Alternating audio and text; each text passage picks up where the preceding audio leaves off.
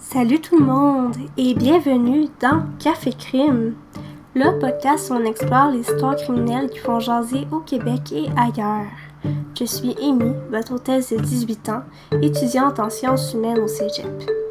On va plonger dans des récits captivants, des enquêtes troublantes et des mystères qui vont vous tenir en haleine.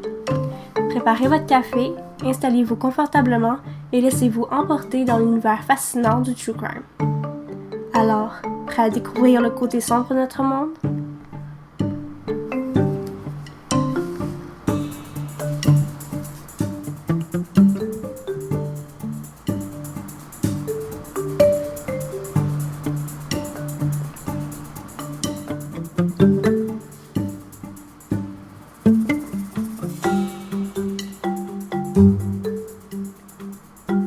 Comme avant chaque épisode, je tiens à faire un trigger warning. L'épisode que vous allez écouter contient des descriptions détaillées d'agressions sexuelles, de violences physiques extrêmes, de blessures graves et de traumas psychologiques. L'histoire d'Alison Botha aborde des thèmes difficiles, y compris la violence, la torture et la souffrance humaine, qui peuvent être perturbants pour certaines personnes. Si vous êtes sensible à ces sujets, ou si vous avez déjà vécu des expériences similaires, nous vous encourageons à laisser tomber cet épisode ou à écouter cet épisode avec précaution. Assurez-vous de prendre soin de vous et de faire une pause si nécessaire. Si vous avez besoin de soutien, il existe des ressources d'aide disponibles.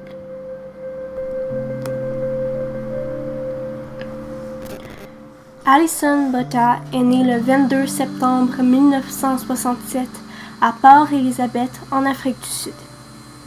Elle a grandi dans une famille typique de classe moyenne de Sud-Africaine. Ses parents se sont séparés lorsqu'elle était encore jeune. Elle a été principalement élevée par sa mère.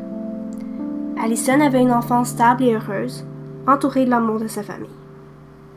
Elle a fréquenté la Collegiate Girls High School à Port Elizabeth, une école réputée pour ses normes académiques élevées et ses activités extrascolaires variées. Pendant son parcours scolaire, Alison s'est distinguée comme une élève engagée et responsable, occupant même le rôle de préfète en chef lors de sa dernière année en 1985. Après ses études secondaires, elle a suivi une formation au Port Elizabeth Technikon avant d'entamer une carrière professionnelle. À l'âge adulte, Alison était décrite comme une personne sociale et positive, avec un cercle d'amis proches et une vie bien remplie. Son enfance et ses premières années de vie sont marquées par la normalité et la stabilité, du moins, jusqu'à ce que le drame bouleverse cette trajectoire.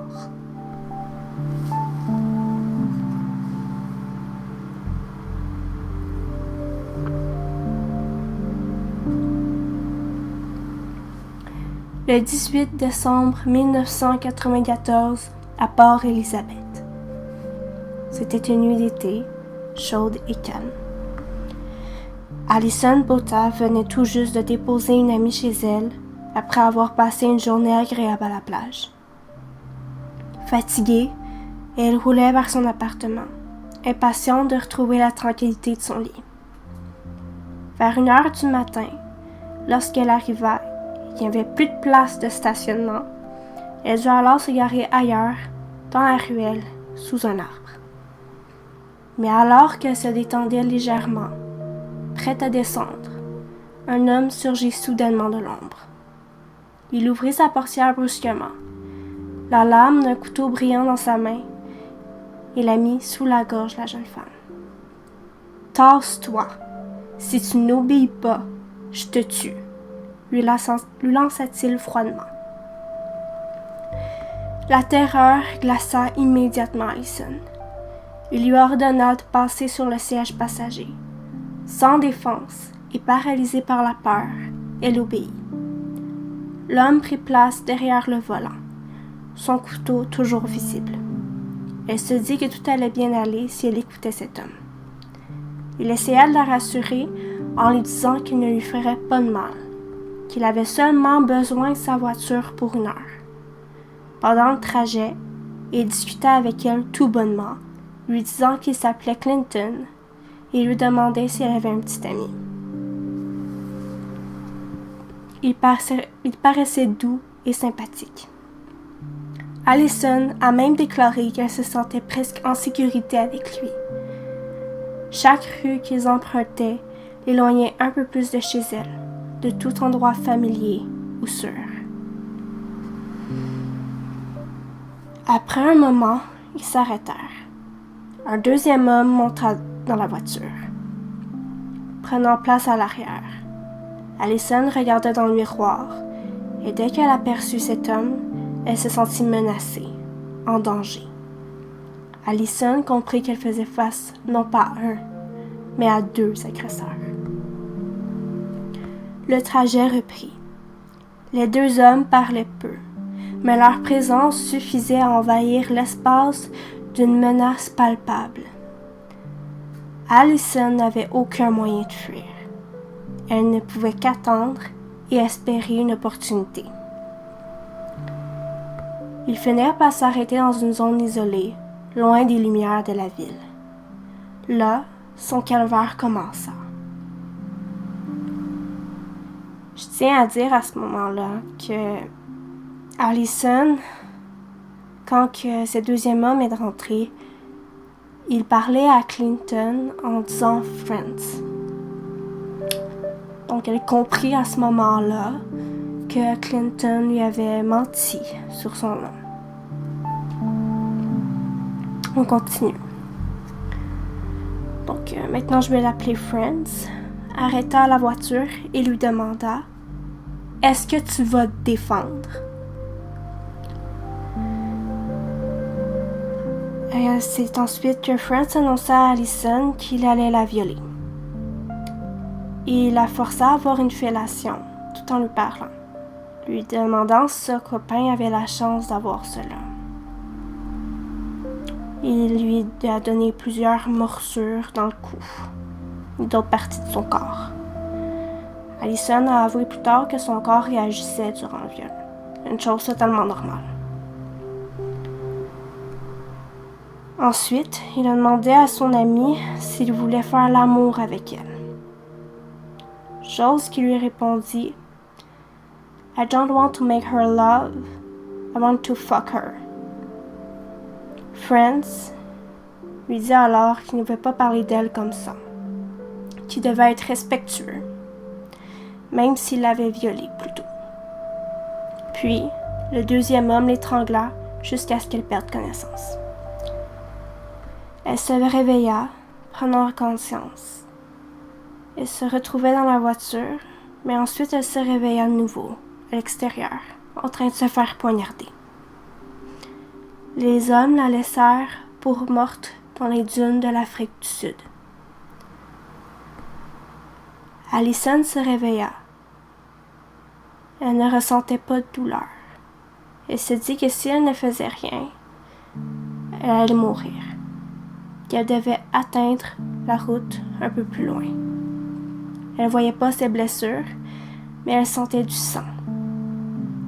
Et les bruits qu'elle faisait quand elle respirait étaient un bon indicateur de l'ampleur de son état. À partir de ce moment-là, elle sentit son esprit quitter son corps, comme un voyage astral. Elle vit son corps par terre, et à ce moment-là, elle choisit de rester en vie. Son âme revient dans son corps. Allison eut l'idée brillante de tracer les noms de ses agresseurs dans le sable. Même si elle ne survivait pas, elle ferait tout en son pouvoir pour que cela n'arrive pas à une autre femme. Elle écrivit également « Je t'aime, maman ». Lever son doigt lui demandait une force énorme. Elle vit du sang sur sa jambe. Regarda et vit ses intestins qui étaient à l'extérieur de son corps. Elle réalisa à cet instant-là qu'elle était en train de mourir. Elle prit ses intestins et essaya de les replacer dans son corps. Prit un morceau d'un de ses vêtements, sa chemise, et l'utilisa comme garrot pour que ses intestins restent dans son ventre. Elle essaya de ramper. C'était extrêmement difficile. Cela lui prenait énormément d'énergie. Elle ne pensait pas pouvoir y arriver ainsi. Elle avançait, puis perdit connaissance. Elle se réveilla et remarqua qu'elle n'était plus au même endroit. C'est alors qu'elle remarqua que tout était noir, mais qu'elle voyait des étoiles. Et alors elle avançait vers la route. Elle aurait dû voir des arbres. Elle ressentit alors une douleur au cou. Elle y mit la main et sentit sa main s'enfoncer dans son cou, dans son corps. La raison pour laquelle elle voyait le ciel, c'était que sa tête tenait un fil, à moitié décapité. Sa tête entre ses omoplates. Allison prit sa main pour tenir sa tête, et de l'autre main, elle retient ses intestins. Elle arriva au bord de la rue. Enfin, au milieu de la rue. Mais quelques voitures passèrent sans lui prêter la moindre attention. C'est alors qu'un touriste passa par là en voiture. Il s'arrêta, lui prit la main et lui dit que tout va bien aller. C'était en 1994. Il avait un téléphone portable, ce qui était assez rare dans cette année. Il appela les ambulances. Il a dit plus tard qu'il avait tout fait pour la garder en vie, que ses yeux étaient ouverts, mais qu'elle ne semblait plus être là. Il prit sa chemise pour en faire un autre garrot autour de sa taille. 40 minutes plus tard, l'ambulance arriva et l'amena à l'hôpital. D'ailleurs, ces ambulanciers étaient à seulement 20 minutes de route d'Allison. Quand le touriste a appelé, avec toutes les descriptions de l'homme, ils se sont dit « Bon, elle doit déjà être morte. » Ils prirent tout leur temps pour arriver jusqu'à elle. Tout jouait contre Allison cette soirée-là. Allison Botha a survécu à un moment de terreur indescriptible. Et après l'intervention du touriste, elle fut transportée à l'hôpital. Les médecins ont constaté qu'elle avait été poignardée à 37 reprises et ses blessures étaient si graves que la moitié de son corps était décapitée, ses intestins à l'extérieur de son corps. Malgré cela, elle avait parvenu à survivre à la traque. Un exploit que beaucoup ont qualifié de miraculeux. Elle se battait non seulement contre ses blessures physiques, mais aussi contre l'impact psychologique de ce qu'elle venait de vivre. Allison n'a jamais perdu espoir. Une fois qu'elle fut stabilisée, elle a commencé un long processus de guérison. Ce n'était pas seulement un combat contre la douleur physique, mais aussi un combat mental pour reprendre le contrôle de sa vie après l'horreur qu'elle avait vécue.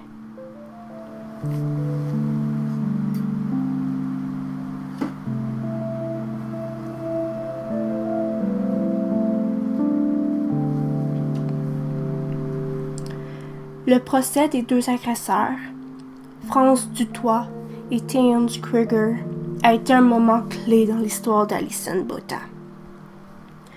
Les deux hommes ont été arrêtés rapidement après l'attaque, et leur procès a captivé l'attention du public. En 1995, Dutoit et Krieger ont été jugés pour le viol et la tentative de meurtre sur Allison Botha. Dutoit, qui était l'instigateur de l'attaque, a été reconnu coupable et condamné à 1340 ans de prison. Krieger a également été condamné à une peine de prison. Cependant, après le procès, la victime a raconté comment la confrontation avec ses agresseurs l'avait aidé à trouver un certain soulagement. Allison a choisi de témoigner en personne lors du procès. Un acte courageux qui lui a permis de prendre le contrôle de sa propre histoire. Elle a expliqué dans son témoignage à quel point elle s'était sentie impuissante face à ses agresseurs, mais aussi comment elle avait décidé de se battre pour survivre, pour sa famille, pour elle-même. Après le procès, Allison a poursuivi son chemin de guérison, non seulement physique, mais aussi psychologique. Elle a passé de longues années à suivre des traitements médicaux pour se remettre de ses blessures. Mais elle a aussi travaillé sur son traumatisme mental et émotionnel. L'attaque l'a profondément affectée, mais elle a trouvé la force de reconstruire sa vie grâce à la psychologie, au soutien de sa famille et à sa propre résilience.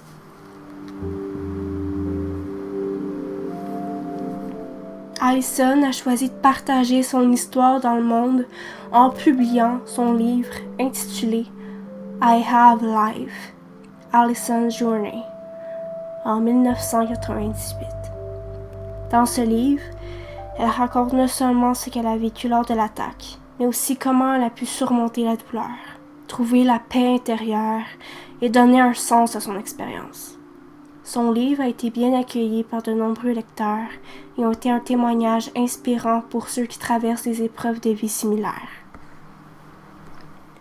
La résilience d'Allison a été un aspect essentiel de son parcours. Elle a prouvé que, même après avoir vécu l'une des expériences les plus horribles qu'une personne puisse vivre, il est possible de se reconstruire et de mener une vie pleine et significative. Elle a trouvé un but dans la vie, non seulement pour elle-même, mais aussi pour aider les autres.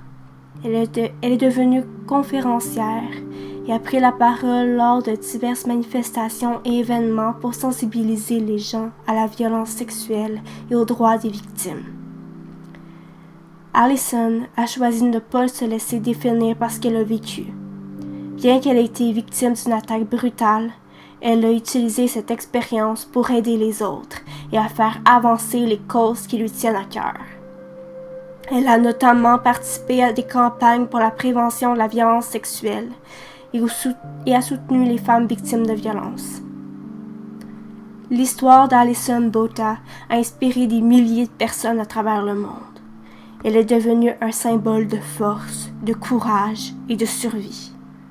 Son message, celui de la persévérance et de la possibilité de guérir, a résonné auprès de nombreuses personnes qui ont traversé des épreuves similaires. Dans les années qui ont suivi l'attaque, Allison a également pris conscience de l'importance de partager son histoire pour lutter contre les stéréotypes et les préjugés sur les victimes de violences. Elle a démystifié l'idée que les victimes de telles agressions doivent être perçues comme fragiles ou vulnérables. Au contraire, elle a montré qu'une victime pouvait être une survivante forte et inspirante. Allison est aujourd'hui une femme épanouie, une mère et activement engagée dans la défense des droits des victimes de violences. Elle a trouvé un équilibre dans sa vie, en dépit des cicatrices physiques et émotionnelles de son passé. Elle est aussi une défenseure de la santé mentale, encourageant les gens à chercher de l'aide lorsqu'ils en ont besoin. Son histoire ne se limite pas à l'attaque de violence qu'elle a vécue, mais à la manière dont elle a su renaître et prendre le contrôle de sa vie. Allison Botha nous rappelle que, même après les pires tragédies, il est possible de reconstruire sa vie, de guérir et de donner un sens à la souffrance. Elle a prouvé que, quelle que soit l'intensité de la violence subie, l'espoir et la résilience sont plus fortes que tout. L'analyse psychologique de l'histoire d'Allison Botha est fascinante et met en lumière plusieurs aspects importants de la psychologie humaine. Le trauma d'Allison a vécu cette nuit-là a déclenché une réaction immédiate de choc psychologique. Après l'attaque, elle a ressenti ce que l'on appelle un choc post-traumatique, un état où l'individu se retrouve dans un état de stupéfaction, incapable d'assimiler pleinement ce qu'elle vient de vivre. Allison a été attaquée de manière violente et soudaine, ce qui a perturbé sa perception de la sécurité, un besoin fondamental de l'être humain. Dans un tel cas, le cerveau réagit à la violence en essayant de se protéger du stress extrême. En analysant son témoignage et son expérience, on peut aussi observer que, malgré l'ampleur de l'attaque, Allison a fait face à la situation avec une sorte de détachement émotionnel. ce qui pourrait être perçu comme un mécanisme de défense, appelé dissociation. Cela se manifeste par la sensation de flotter au-dessus de son corps ou de se voir de l'extérieur, une réponse fréquente aux situations extrêmement traumatisantes.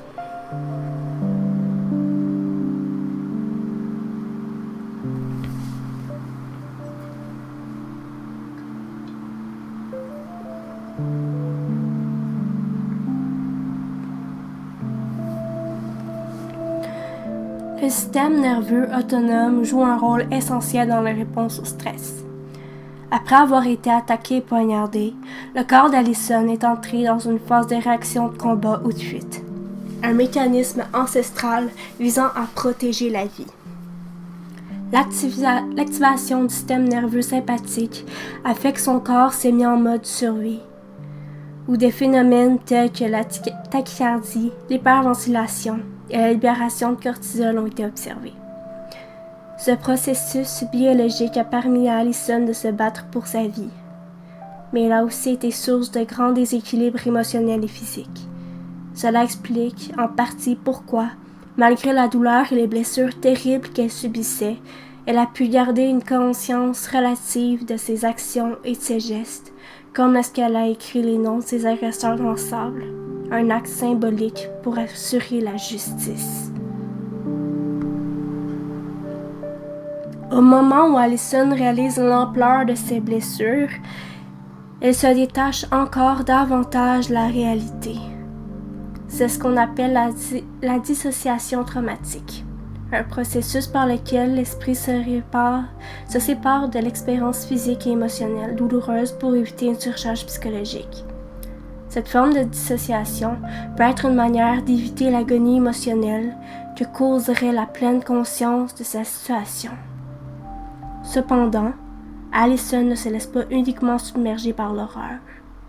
Elle choisit activement de survivre, d'agir malgré la douleur. Son choix de tracer les noms de ses agresseurs et d'écrire un message à sa mère montre une volonté de résister et de garder un certain contrôle sur son destin. Même dans une situation désespérée, elle illustre son esprit de survie et sa résilience.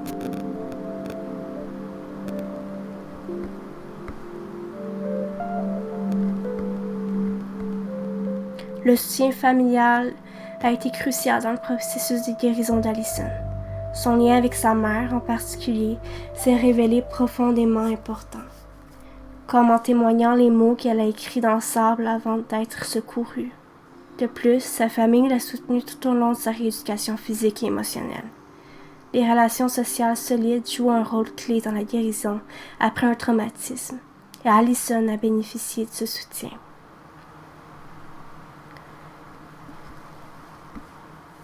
L'histoire d'Allison Botha est celle de la survie, de la résilience et de la force humaine face à l'inimaginable. Ce qu'elle a traversé cette nuit-là aurait pu la briser, mais au lieu de ça, elle a choisi de se battre, de rester en vie et de donner un sens à son expérience. Grâce à son courage exceptionnel, Allison a non seulement survécu, mais elle a aussi transformé cette épreuve traumatisante en un message de force et d'espoir pour d'autres. Son parcours nous rappelle l'importance de la résilience et du soutien des proches, ainsi que la capacité incroyable de l'esprit humain à se reconstruire après un traumatisme. Son histoire continue de résonner aujourd'hui, non seulement pour sensibiliser sur la violence, mais aussi pour inspirer ceux qui traversent des épreuves similaires à ne jamais perdre espoir, que ce soit en témoignage de sa survie ou par le pouvoir de son pardon. Allison Botha incarne la capacité de l'être humain à retrouver la lumière, même après avoir été plongé dans les ténèbres les plus profondes.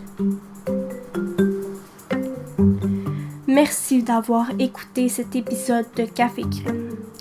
Prenez soin de vous et de vos proches. Et n'oubliez pas, derrière chaque histoire se cache une réalité humaine qui mérite notre attention.